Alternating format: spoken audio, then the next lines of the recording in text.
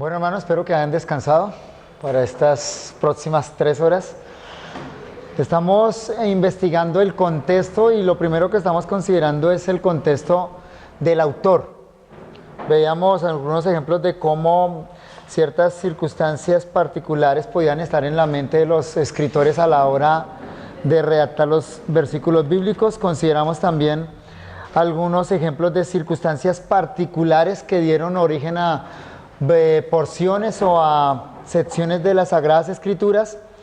Y en la última hora estábamos considerando cómo el contexto cultural también está inmerso en muchas de las cosas que los escritores bíblicos dicen a la hora de dar las Sagradas Escrituras. Vimos un ejemplo de cómo el contexto general de la esclavitud en la antigüedad está inmerso en todo el concepto bíblico de la redención.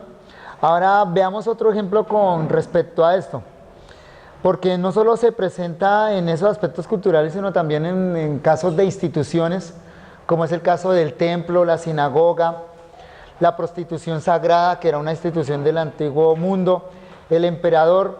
Todo eso estaba inmerso en la mente de los autores a la hora de escribir la Biblia. Por ejemplo, ¿por qué la orden que Pablo da en 1 Corintios capítulo 11, versículo 6?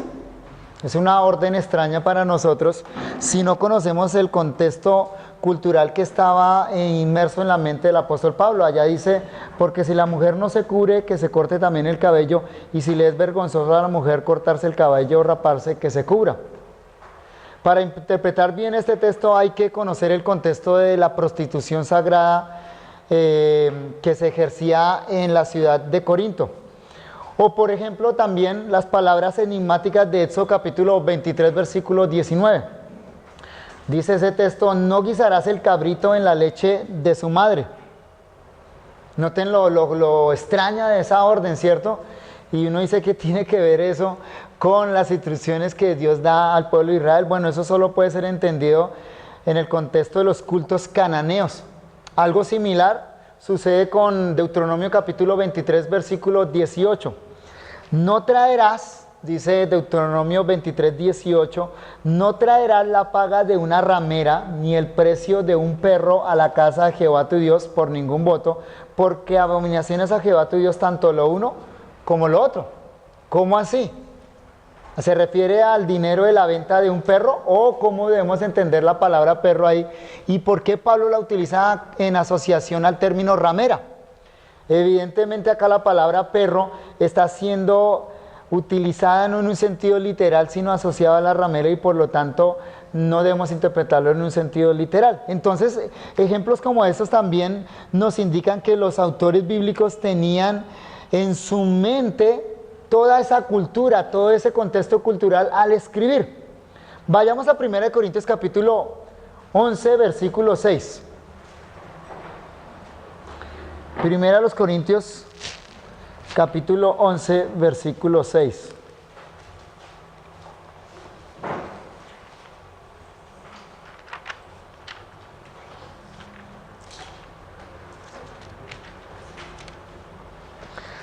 Allí dice el apóstol Pablo, porque si la mujer no se cubre, que se corte también el cabello, y si le es vergonzoso a la mujer cortarse el cabello o raparse, que se cubra.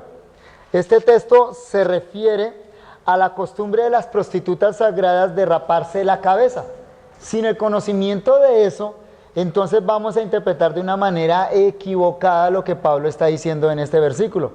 La prostitución sagrada era toda una institución en las religiones antiguas y era una práctica común en las religiones que estaban en la ciudad de Corinto. De hecho, en la antigüedad, a los prostitutos sagrados, a los que ejercían la prostitución como parte de su culto, se les llamaban santos y santas. Bueno, en el término propio de aquellas épocas, depende del idioma que se utilizara. Pero ese era el término que se le utilizaba a esas personas. Un santo o una santa era una persona que ejercía la prostitución para que ese dinero se utilizara en los cultos a los cuales servían. Note, por ejemplo, Deuteronomio capítulo 23, versículo 17. Deuteronomio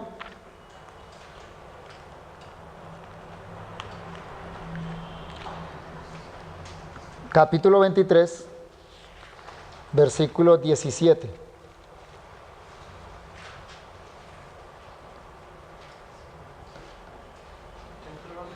Sí, Deuteronomio 23, 17, que dice: no haya ramera de entre las hijas de Israel, ni haya sodomita entre los hijos de Israel.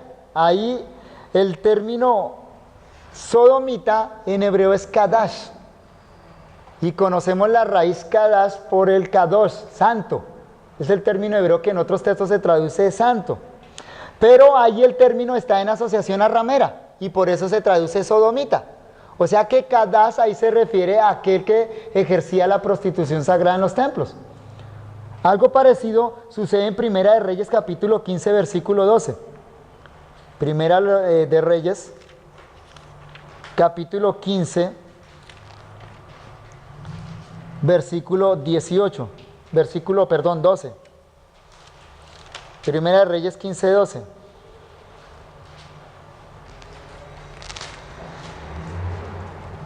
Dice el texto: porque quitó del país a los sodomitas y quitó todos los ídolos que sus padres habían hecho.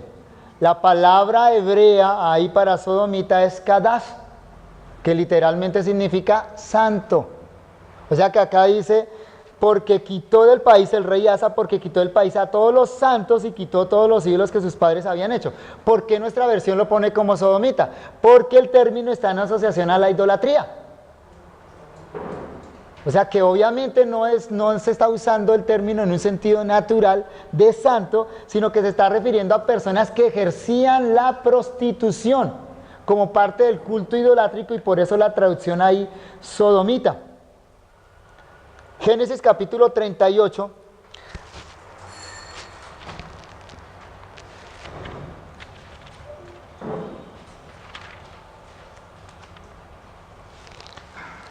Versículo 21 y 22.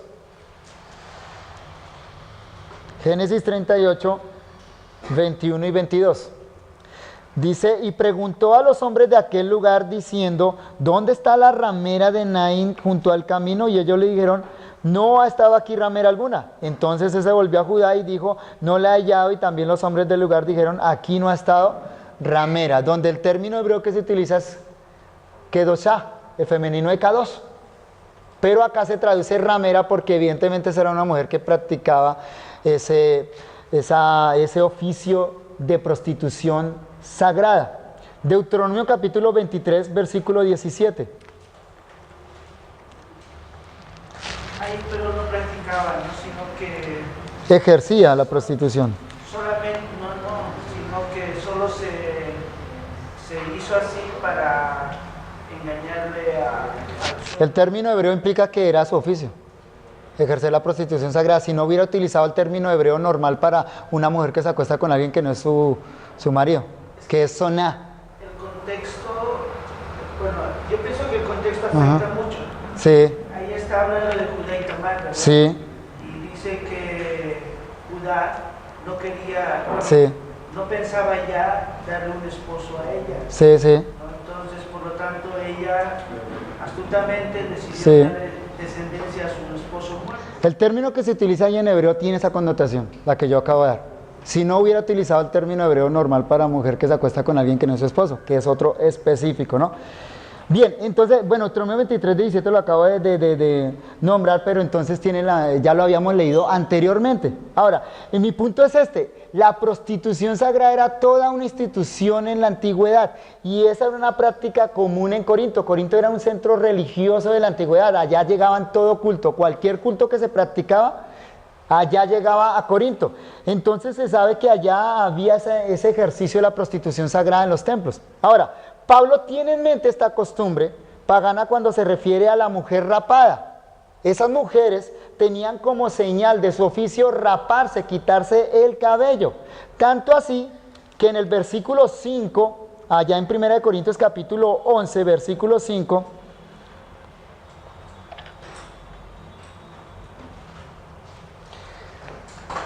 Primera Corintios capítulo 11, versículo 5 dice: pero toda mujer que ora o profetiza con la cabeza descubierta afrenta su cabeza, porque lo mismo es que si se hubiese rapado. Quiero leerles este versículo en la Biblia de las Américas que lo pone más literalmente. La Biblia de las Américas dice: pero toda mujer que tiene la cabeza descubierta mientras ora o profetiza, deshonra su cabeza porque se hace una con la que está rapada. Eso sigue más literalmente la expresión griega ya.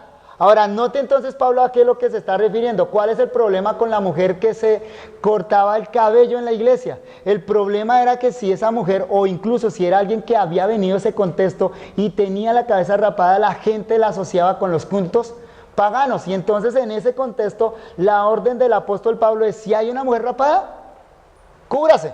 ¿Por qué razón? La razón es porque la asociaban con la prostitución. Esa es la orden del apóstol Pablo, y eso da una luz especial al entendimiento de 1 Corintios capítulo 11 con respecto al uso del velo o no uso del velo. Contexto cultural allá ayudando a entender el texto. ¿Qué era lo que había alrededor de Pablo? ¿Qué es lo que Pablo tenía en mente cuando da esa orden? Éxodo capítulo 23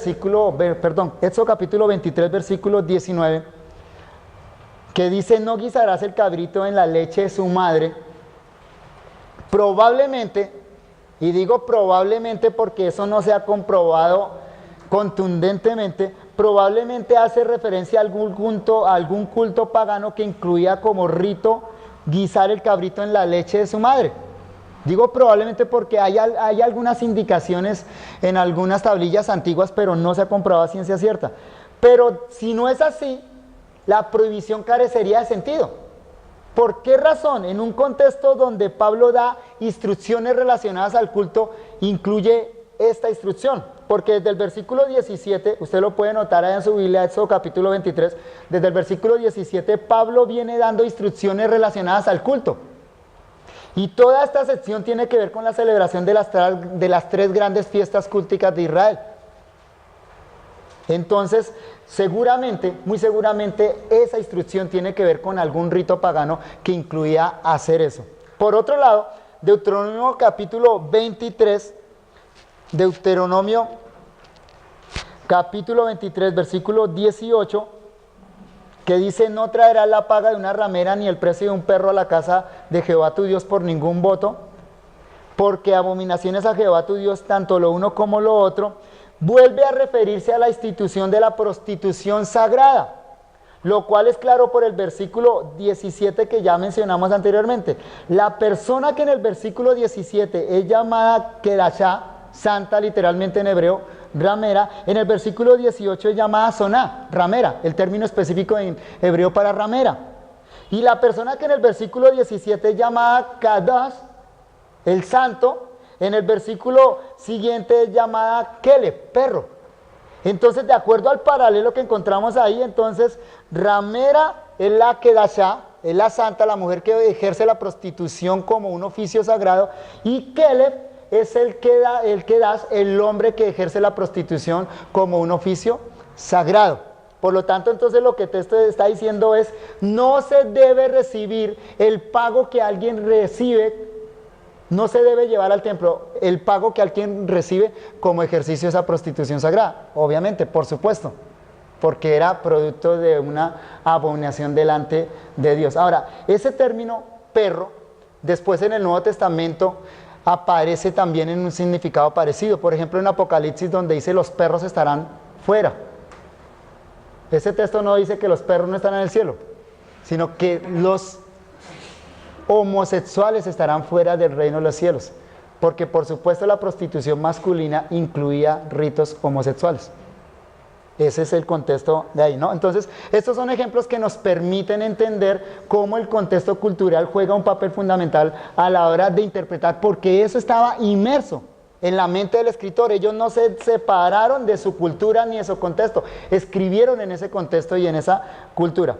Ahora, consideremos ejemplos de los destinatarios, porque esto del contexto no solo tiene que ver con el autor, sino que tiene que ver con los destinatarios. A las personas a las cuales se les escribieron los libros bíblicos también tenían un contexto particular.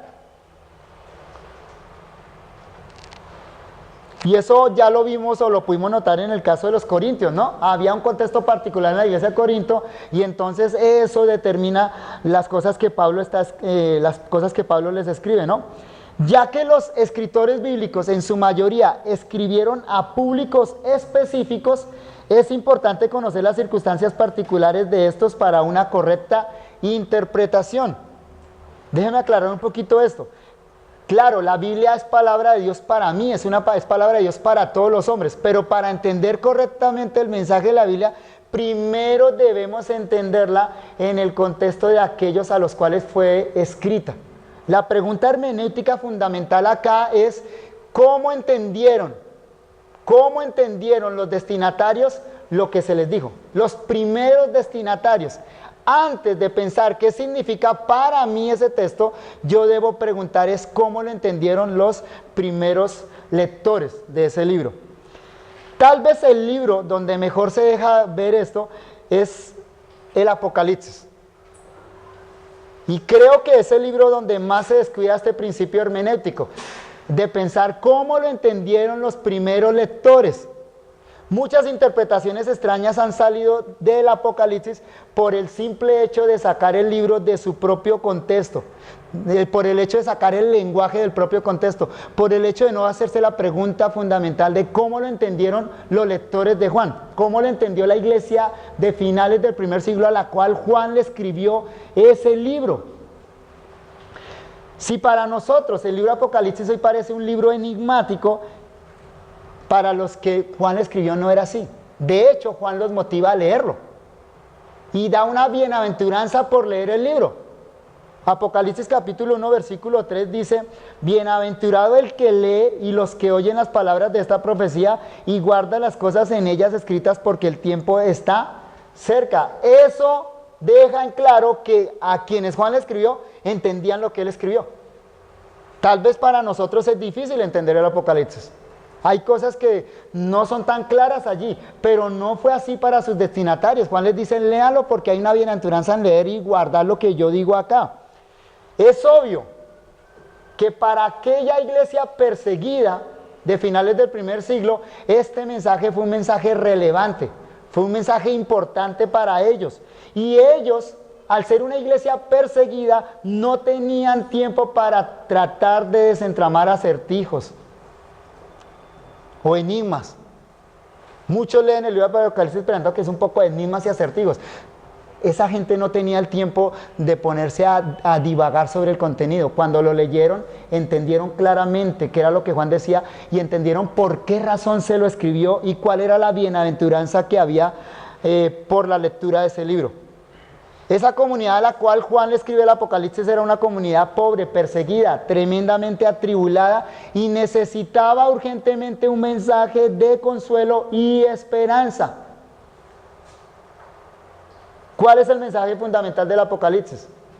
El mensaje fundamental del Apocalipsis es: Cristo reina, Cristo es vencedor. Entonces, Babilonia, dragón, bestia, falso profeta, 666, 1000, todos esos son símbolos que obedecen a la situación particular de los primeros destinatarios. Ellos lo entendieron claramente. Es en ese contexto en el que debe interpretarse, en el de la situación particular de las iglesias de Asia Menor a finales del siglo I. Así es que debemos leer el Apocalipsis. Apocalipsis capítulo 6, versículo 1 y 2.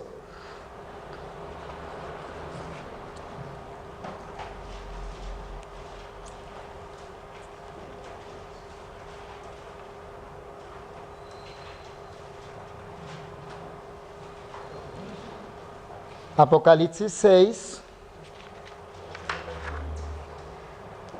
1 y 2.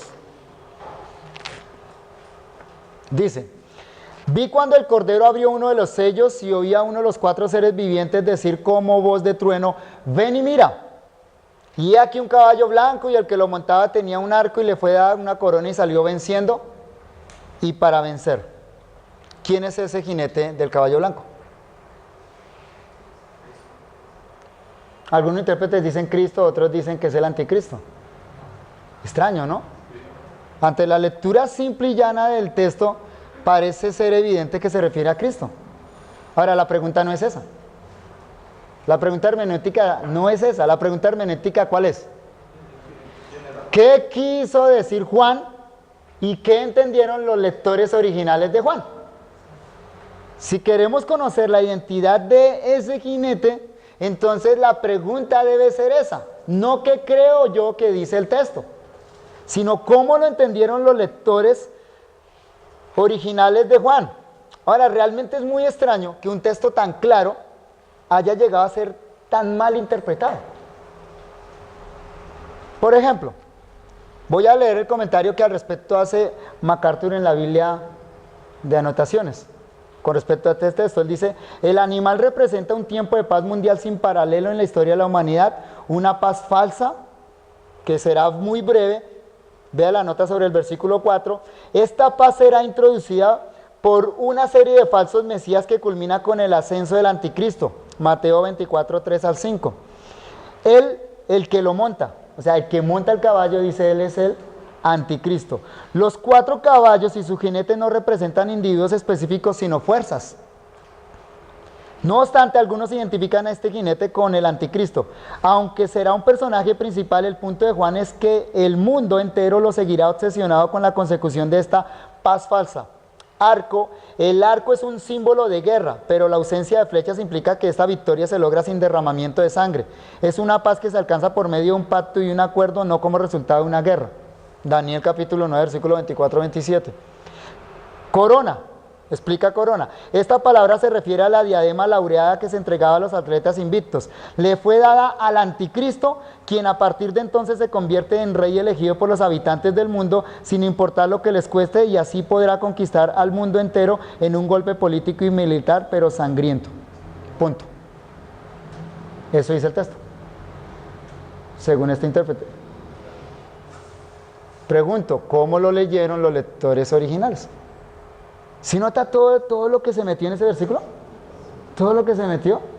¿Cómo logró este intérprete meter todo eso en el texto? Nuestra pregunta fundamental es ¿cómo lo entendieron?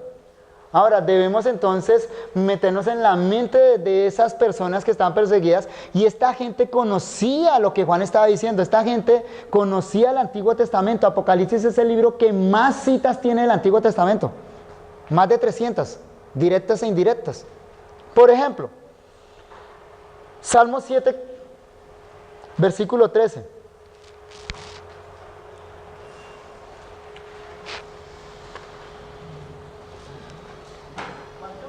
Salmo capítulo 7, versículo 13.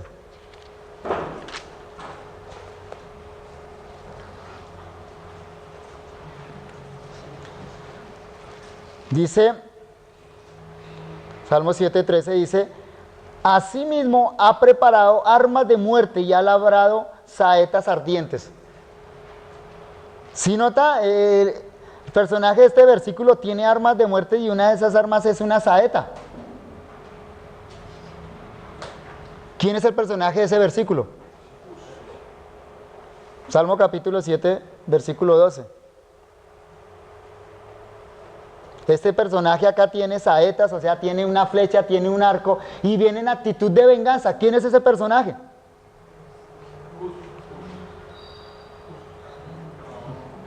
¿Ah? Versículo 12. Si no se arrepintiere, él afilará su espada. Armado tiene ya su arco y lo ha preparado. Este personaje ahí tiene ya lista la flecha con el arco para atacar a su enemigo.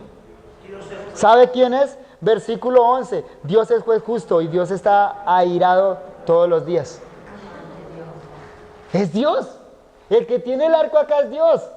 Y lo afiló y sale a derrotar a su enemigo. O sea que no es extraño que en Apocalipsis 6 el que viene montando el caballo blanco venga con un arco.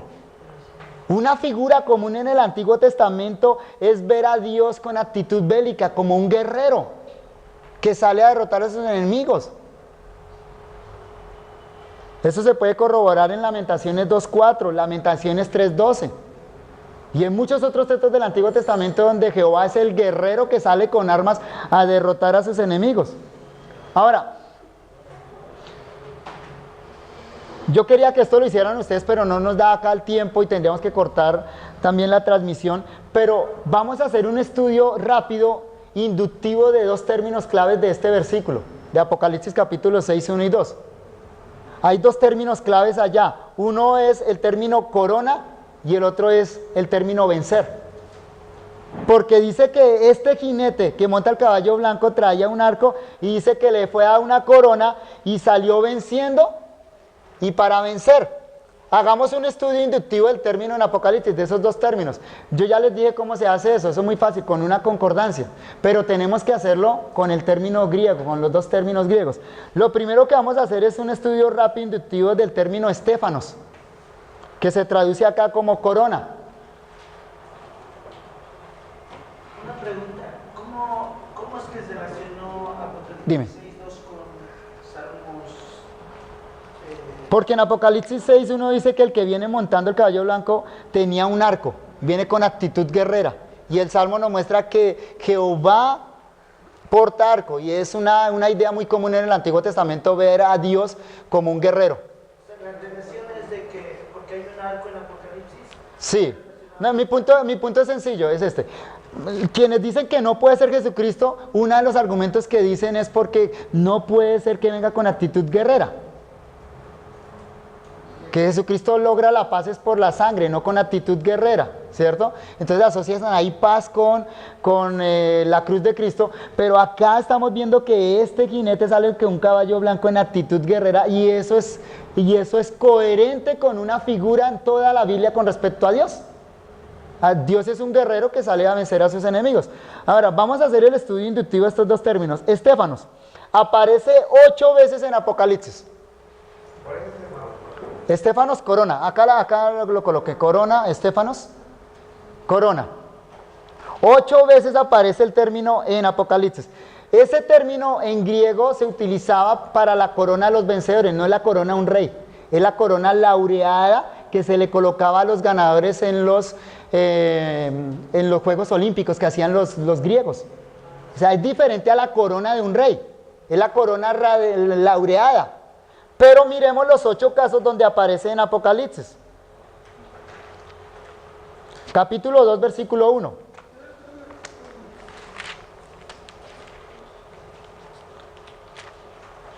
Para llegar a una conclusión de qué entendían los lectores, pues entonces tenemos que ir mirando todo el uso de la palabra en el libro Apocalipsis. Apocalipsis 2.1. Escribe al ángel de la iglesia en Éfeso, el que tiene las 7 estrellas en su diestra, el que anda en medio de los 7 candeleros de oro, dice esto. Versículo 2. Yo conozco tus obras y tu arduo trabajo y paciencia y que no puedes soportar a los malos y ha probado... Déjenme ver, está mal la cita. Es el 10. Perfecto, gracias, me faltó un 0 ahí. No temas en nada lo que vas a padecer. He aquí el diablo echará a algunos de vosotros en la cárcel para que seáis probados y tendréis tribulación por 10 días. Sé fiel hasta la muerte y yo te daré la corona de vida. ¿A quién, Estéfanos es el término ahí? ¿A quién le da la corona de vida? ¿Quién porta la corona de vida ahí? El pueblo de Cristo, ¿cierto? Los vencedores del pueblo de Cristo. Capítulo 3, versículo 11. Capítulo 3, versículo 11. He aquí yo vengo pronto, retén lo que tienes para que ninguno tome tu corona. Aunque es una amenaza, otra vez el término de Estéfanos, ¿quién porta la corona ahí? El pueblo de Cristo. Es el pueblo de Cristo el que porta la corona ahí. Capítulo 4, versículo 4. Capítulo 4, versículo 4. Y alrededor del trono había 24 tronos y vi sentados en los tronos a 24 ancianos vestidos de ropas blancas con coronas de oro en sus cabezas. Estéfanos. Sin importar quiénes sean los 24 ancianos que representen, aquí la visión es celestial. Es gente que está frente al trono de Dios. ¿Sí nota quiénes portan la corona ahí? Capítulo 4, versículo 10.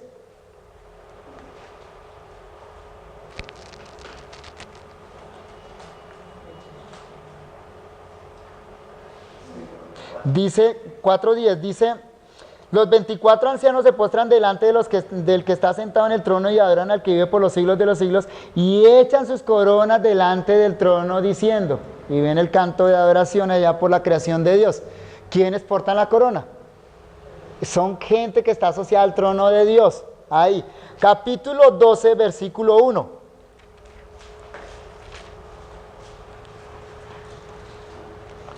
Bueno, la otra referencia ahí secuencial es Apocalipsis 6, 1, ¿no? Pero es el que estamos estudiando. Pasamos entonces a capítulo 12, versículo 1. Dice, apareció en el cielo una gran señal, una mujer vestida del sol, con la luna debajo de sus pies, y sobre su cabeza una corona de 2 estrellas. Corona, estéfanos. ¿Quién porta la corona?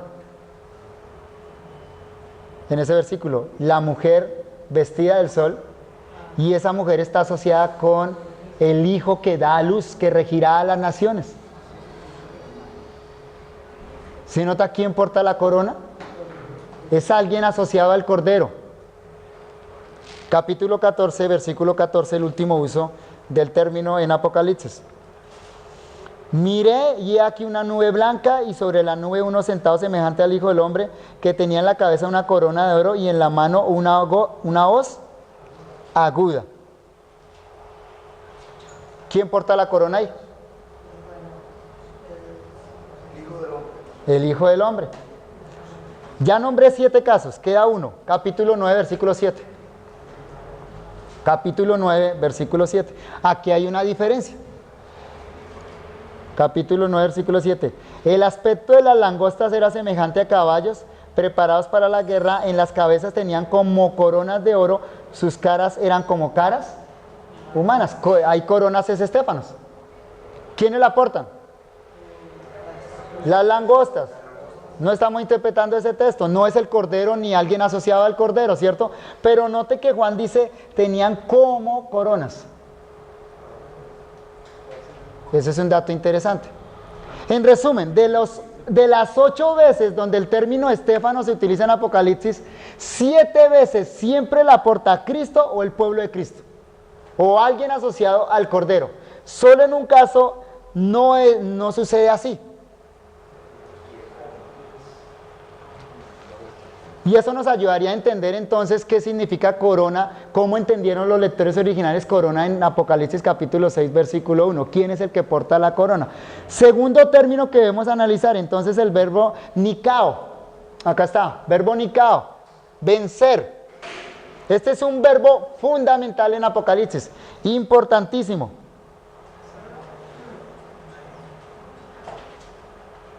Aparece muchas veces en Apocalipsis. Más de 10 veces aparece en Apocalipsis y es entonces uno de los términos fundamentales para Apocalipsis. Comencemos entonces mirando los usos. Capítulo 2, versículo 7.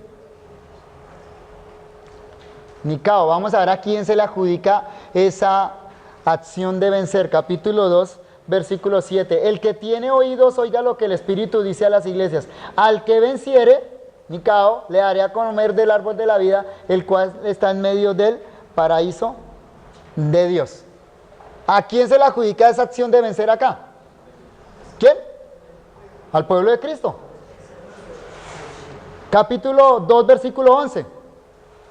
El que tiene oído, oiga lo que el Espíritu dice a las iglesias. El que venciere, Nikao, no sufrirá daño en la segunda muerte.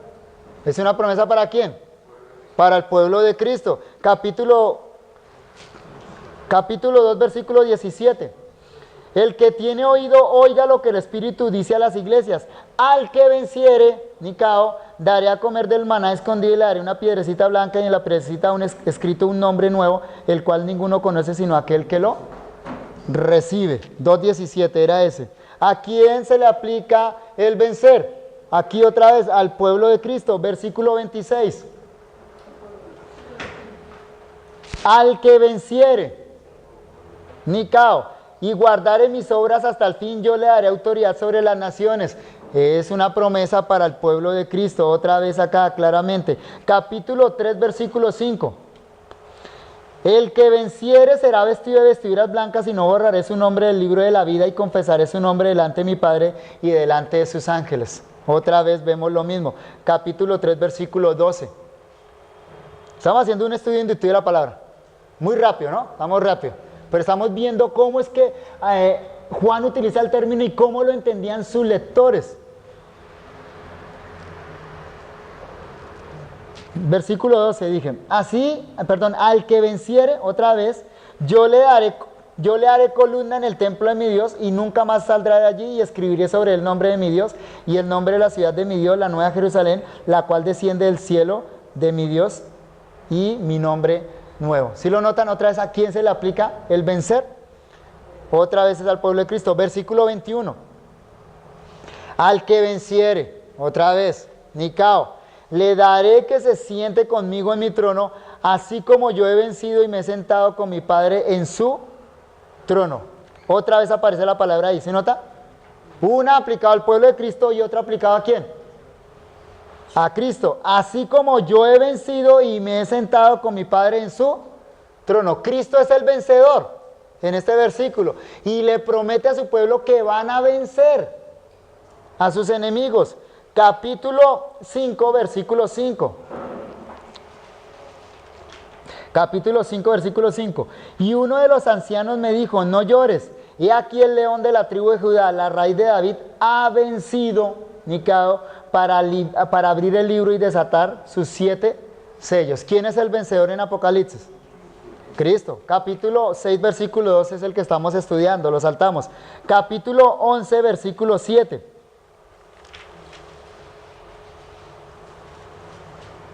Capítulo 11, versículo 7. Y cuando hayan acabado su testimonio, los dos testigos, la bestia que sube del abismo hará guerra contra ellos y los vencerá y los matará. ¿A quién se le aplica acá el vencer?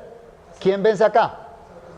La bestia es la que vence en este versículo. Es un caso diferente acá y extraordinario. Lo mismo sucede en capítulo 13, versículo 7. Capítulo 13, versículo 7.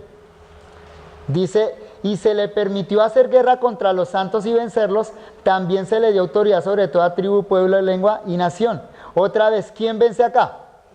La bestia. Capítulo 11 y capítulo 13 son los únicos 2 casos donde el verbo vencer, Nicao, se le aplica al enemigo de Cristo. Esos capítulos están en el centro de Apocalipsis. Y la sección central de Apocalipsis presenta toda la temática de Apocalipsis desde el punto de vista de los enemigos del Cordero. Pero continuemos mirando el término. Capítulo 15, versículo 2. Porque la bestia vence, pero vence temporalmente. Capítulo 15, versículo 2. Vi también como un mar de vidrio mezclado con fuego y a los que habían alcanzado la victoria sobre la bestia. ¿Cómo así? ¿La bestia los venció? Leímos eso en los versículos anteriores, 2. Pero según este versículo, ¿quiénes salieron vencedores? La victoria de la bestia fue temporal. Aquí presenta a los verdaderos vencedores, a los que habían alcanzado la victoria sobre la bestia y su imagen, y su marca y el número de su nombre, en pie sobre el mar de vidrio con las arpas de Dios. Capítulo 17, versículo 14. Capítulo 17, versículo 14. Pelearán contra el Cordero y el Cordero los vencerá, porque Él es Señor de señores y Rey de reyes, y los que están con Él son llamados elegidos y fieles. Y finalmente capítulo 21, versículo 7. Capítulo 21, versículo 7. El que venciere, Nicao, ya para cerrar el libro, el que venciere heredará todas las cosas y yo seré su Dios y él será mi hijo. La pregunta entonces es, ¿cómo entendieron este pasaje los lectores originales? Si lo nota, a la luz de todo el texto, de todo lo que Juan está diciendo, que es lo que quiere comunicarle a esta gente a la cual la escribe, entonces, ¿cómo ellos entendieron el texto? En otras preguntas, en otras palabras, ¿quiénes son los vencedores? Los que están asociados a Cristo. Parece ser que la bestia está ganando la victoria, pero hay una promesa al que venciere. Pero finalmente el Cordero vence, y en el último pasaje que leímos, los que están con el Cordero ya vencieron totalmente. ¿Quiénes son esos que ahorita, en el momento en que Juan escribe, están siendo derrotados, pero que al final van a ser vencedores? Pero más específicamente, ¿quiénes? ¿Cuál iglesia? La iglesia a la que Juan le escribió. Cristianos de finales del primer siglo, que estaban siendo perseguidos, terriblemente perseguidos, que sentían que Dios se había olvidado de ellos, que parecía que estaba ganando el enemigo. El mensaje de Juan para ellos, ¿cuál es? Eso es temporal, tranquilos, el Cordero ya venció. Y si ustedes están del lado del vencedor, van a ganar. Ese es el mensaje de Juan para ellos. Así debieron ellos leer ese pasaje. Pero es más, para reconocer la identidad del jinete del capítulo 6, hay un pasaje paralelo en el mismo Apocalipsis. Capítulo 19, versículo 11.